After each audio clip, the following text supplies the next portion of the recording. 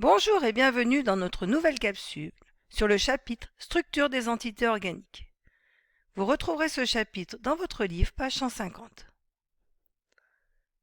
Intéressons-nous à la structure des molécules. Qu'est-ce qu'une molécule organique?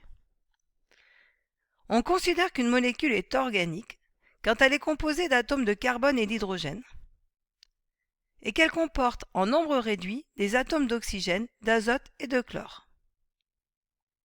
Donc en gros, une molécule sera organique quand elle sera composée majoritairement de carbone et d'hydrogène.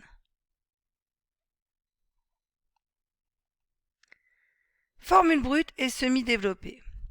La formule brute d'une molécule donne sa composition en précisant par des indices le nombre de chacun des atomes qui la constituent. Alors je vous ai mis ici l'exemple de l'éthylène. Donc on voit que l'éthylène glycol, sa formule est C2H6O2. Cela veut dire qu'il y a 2 atomes de carbone, 6 atomes d'hydrogène et 2 atomes d'oxygène. La formule développée d'une molécule permet de représenter toutes les liaisons chimiques entre les atomes qui la constituent. Alors voici l'exemple de la formule développée de l'éthylène glycol. Nous avons développé toutes les liaisons.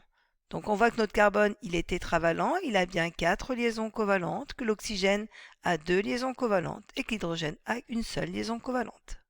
On a développé toutes les liaisons. Cela s'appelle la formule développée. Dans la formule semi-développée d'une molécule, les liaisons mettant en jeu l'atome d'hydrogène ne figurent pas. Je vous ai mis ici l'exemple de l'éthylène glycol. Nous voyons que la formule semi-développée de l'éthylène glycol est HO, CH2, CH2OH. Nous n'avons pas représenté les liaisons entre le carbone et l'hydrogène. Par contre, notre carbone est toujours tétravalent, notre oxygène a toujours 2 liaisons. Groupe caractéristique.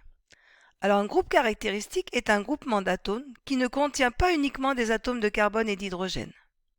Il va conférer des propriétés chimiques particulières aux molécules et les molécules qui auront le même groupe caractéristique feront partie de la même famille chimique.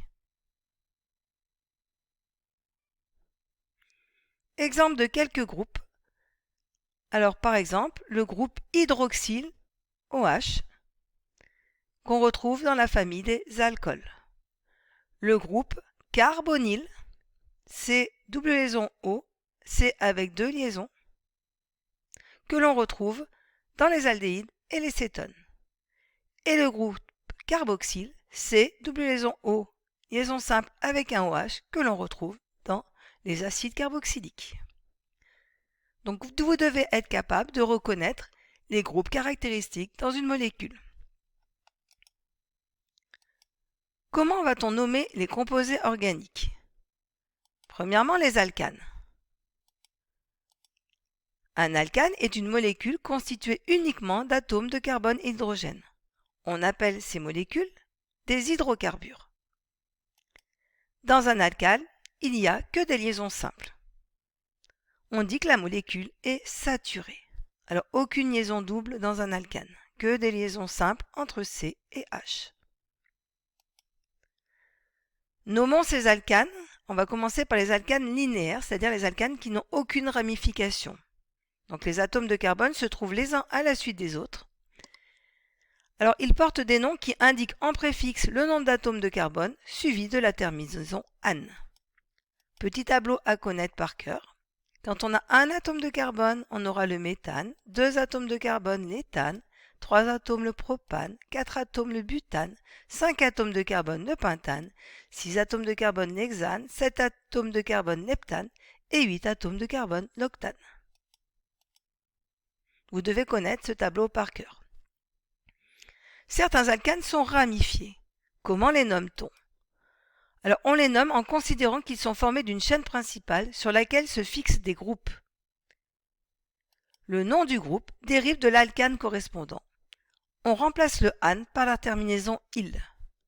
Par exemple, un carbone, l'alcane est le méthane. Le groupe correspondant est le méthyle. On a enlevé le ane, on l'a remplacé par -il. 2 carbones, l'alcane c'est l'éthane. Le groupe, lui, s'appellera éthyle. Pour le propane, même remarque. Donc on a du propyle. Méthode pour déterminer leur nom. Donc on va commencer par chercher la chaîne carbonée la plus longue. C'est elle qui va donner le nom de base à l'alcane. Ensuite, on va numéroter la chaîne carbonée afin de donner le plus petit nombre au carbone sur lequel est fixé le groupe. En préfixe, on ajoute le nom du groupe fixé sur la chaîne principale et on donne aussi sa position. Et s'il y a plusieurs groupes identiques, on place le préfixe di, tri devant le nom du groupe. Et lorsqu'il y a plusieurs groupes différents, on les nomme dans l'ordre alphabétique. Vous pouvez reprendre le TP pour vous entraîner.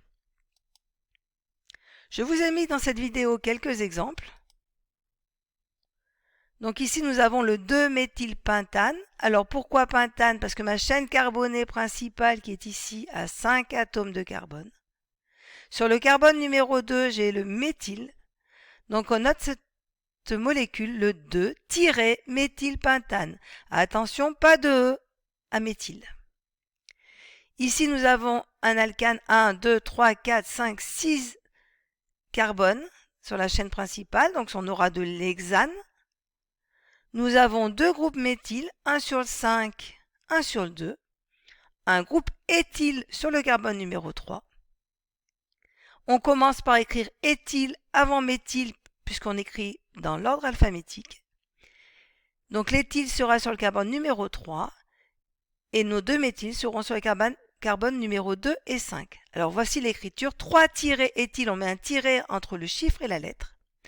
On met une virgule quand on a deux chiffres. Donc voici l'écriture du 3-éthyle-2,5-diméthylhexane. Ici, pas de E et c'est bien collé. Petit exercice d'application que l'on corrigera en cours, je vous laisse faire et remplir.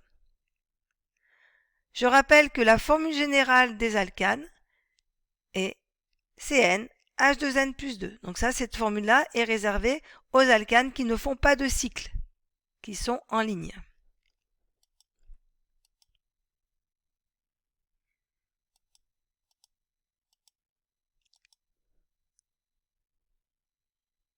Composé dont la chaîne carbonée porte un groupe caractéristique.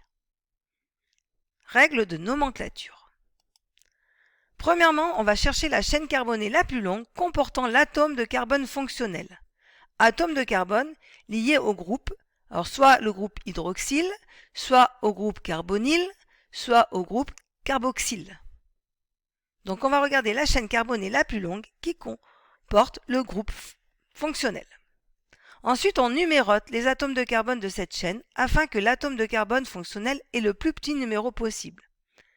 Alors, on aura toujours le numéro 1 dans le cas d'un aldéhyde ou d'un acide carboxylique, car on a vu que dans le cas d'un aldéhyde, le groupe carbonyle est toujours en bout de chaîne, et que dans le cas d'un acide carboxylique, le groupe carboxyle est toujours en bout de chaîne. Donc on ne précisera pas 1 pour un aldéhyde ou pour un acide carboxylique. Donc on n'écrira pas le numéro 1 devant la fonction aldéhyde, ni le numéro 1 devant le groupe acide carboxylique. Ensuite, on va remplacer le E de mon alcane par le suffixe ol pour un alcool, le suffixe al pour un aldéhyde, le suffixe xon pour une cétone. Alors x, ça veut dire que si on met un numéro là, par exemple, ça sera 2 on, 3 on, on précise la position du on. Et le suffixe oïque précédé du nom acide dans le cas d'un acide carboxylique. On ajoute en préfixe de ce nom les éventuels noms du groupe hydrocarboné de la même manière que cela a été vu pour les alcanes. Petit exemple. Donc ici nous avons un composé organique qui a 1, 2, 3 carbones. Il a le groupe hydroxyle. On a donc affaire à un alcool. Le groupe hydroxyle est fixé sur le carbone numéro 1. Donc on aura 3 carbones donc du propane et le groupe hydroxyle est mis sur le carbone numéro 1. Donc on appellera ça propane-1-ol. Ici nous avons 1, 2, 3 carbones, toujours du propane. Cette fois le groupe hydroxyle est sur le numéro 2, donc on appellera ça propane-2-ol. Pour celui-là, Donc on a un groupe hydroxyle et un groupe méthyle. On prend la chaîne carbonée la plus longue, donc elle a 5 carbones. Donc c'est du pentane. Le groupe hydroxyle est sur le carbone numéro 2 et le groupe méthyle est sur le carbone numéro 4. Donc voici son nom, 4-méthylpentane de Hall. Dans ce cas-là, nous avons un aldéhyde. Donc on ne précise pas le numéro 1 ici. Donc c'est forcément le carbone numéro 1, mais on ne le précise pas. On n'écrit pas propane 1 al, on écrit propanal. On a un groupe méthyle sur le carbone numéro 2, donc on a du 2-méthylpropanal. Ici, nous avons une cétone. On a le groupe carbonyle qui est ici. La cétone, le groupe carbonyle, est sur le carbone numéro 2. Donc on numérote notre chaîne carbonée de manière à ce que ce groupe-là ait le plus petit numéro possible. Donc on va numéroter dans ce sens-là. 1, 2, 3, 4, 5.